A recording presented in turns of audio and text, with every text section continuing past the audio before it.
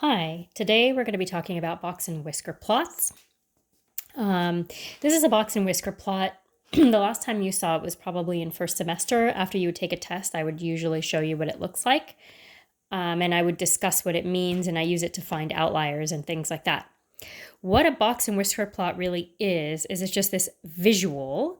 It's a graph that allows you to see how spread out data is, and it breaks data into fourths, which is why we call them quartiles, because it's a quarter. They're a quarter each of the data. And so each section is 25% of the data. And sometimes box and whisker plots are horizontal like this, and sometimes they're vertical like this. Excel and I think Google Sheets do that vertically, but a lot of times, a lot of textbooks and worksheets and things are horizontal. It doesn't really matter which one you have because they both mean exactly the same thing, and it's just a personal preference. I really like the horizontal because that's just what I'm used to. The things that you need to know about them is that these are the whiskers, these outside things, and this is the box, which is why it's called box and whisker, and each line represents something. The very bottom line is the minimum. Sometimes some places use dots instead of lines. I like to use lines because it makes it easy to see. And this line is the maximum, and then the middle is Q2, which is the median. And then we have Q1, which is the lower, right? That's the lower quartile, the middle of the lower half of the data. And Q3, the upper quartile, which is the upper part of the data. In a vertical box and whisker plot, it works the same. The max is on top and the min is on the bottom. The median is right in the middle. Q3 is above it and Q1 is below it. And like I said, it breaks it up into 25. So each section represents 25% basically of the data, so a fourth of the data.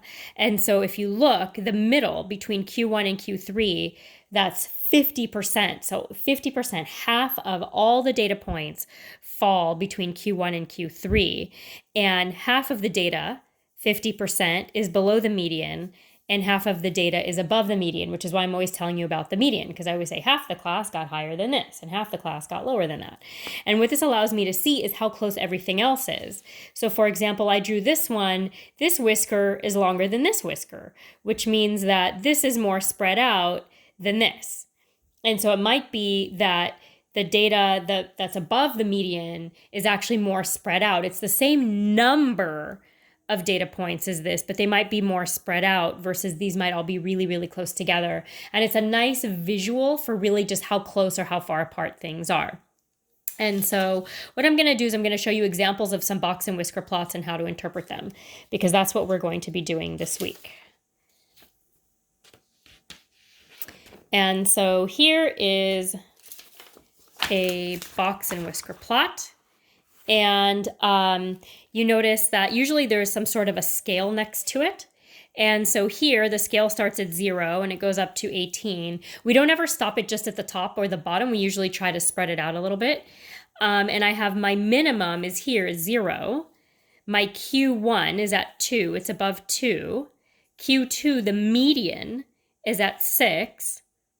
Q3, the upper quartile, is at 12, and then the maximum is 16. And that's how I interpret it. I look at the numbers below and I line them up and I say, this is what it is. I want to show you another example. This is another one. And in this one, if I want to see what are the different, the minimum, the maximum, etc., and if I want to know what is my minimum, I have to line it up. And I want you to see if you can figure out what's the minimum. I see it's right there. And I can write it. I look for my lower quartile, or Q1. That's right there. It lines up with 10. And so I write 10. For my median, I look to see what there is. Looks like it's right lined up with 14. So I'm going to write 14. For my upper quartile, my Q3 looks like it's right here. It's lined up with 18. So I write that equals 18. And then I find my maximum looks like it's lined up with 20. And so I write 20. And this is actually a 5-number summary. Before spring break, you found 5-number summaries. Next week, you're going to be making box and whisker plots using 5-number summaries. And then if I wanted to know, for example, let's say that these were quiz scores on a quiz that you took.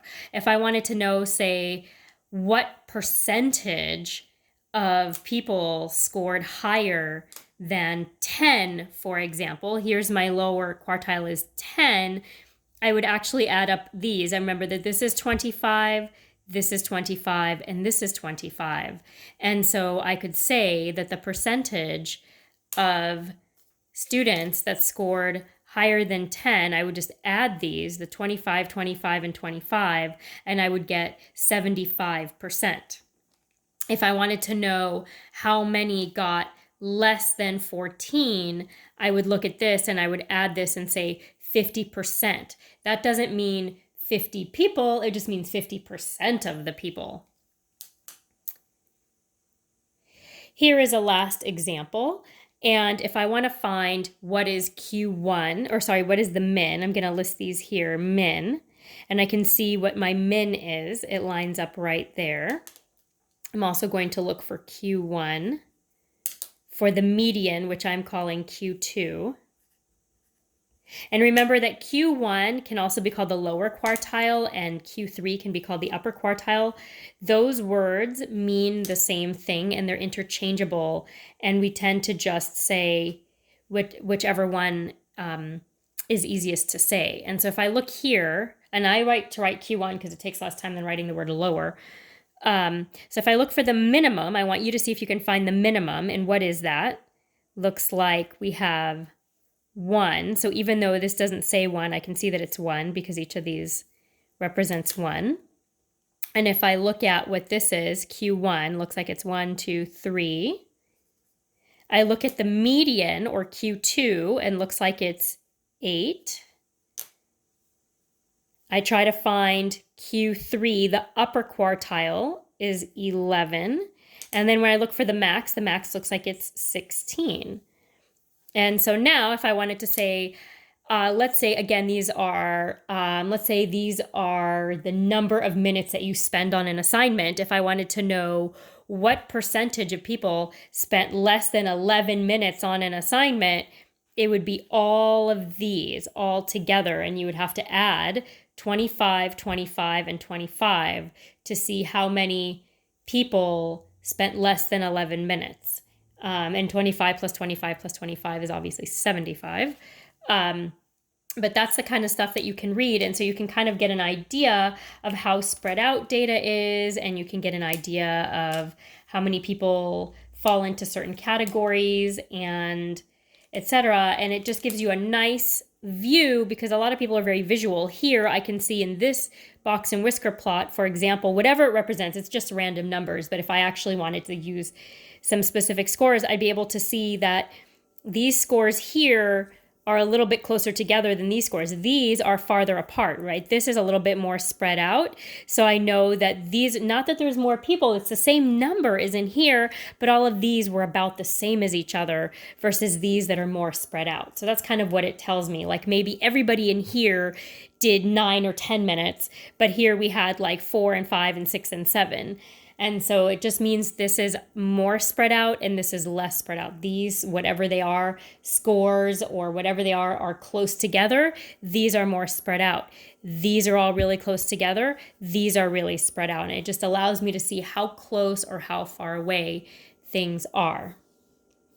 And our next video, I believe we will be actually making these, and that will probably come next week. Good luck with your homework, and I hope to see you at our class meetings this week. Have a great week.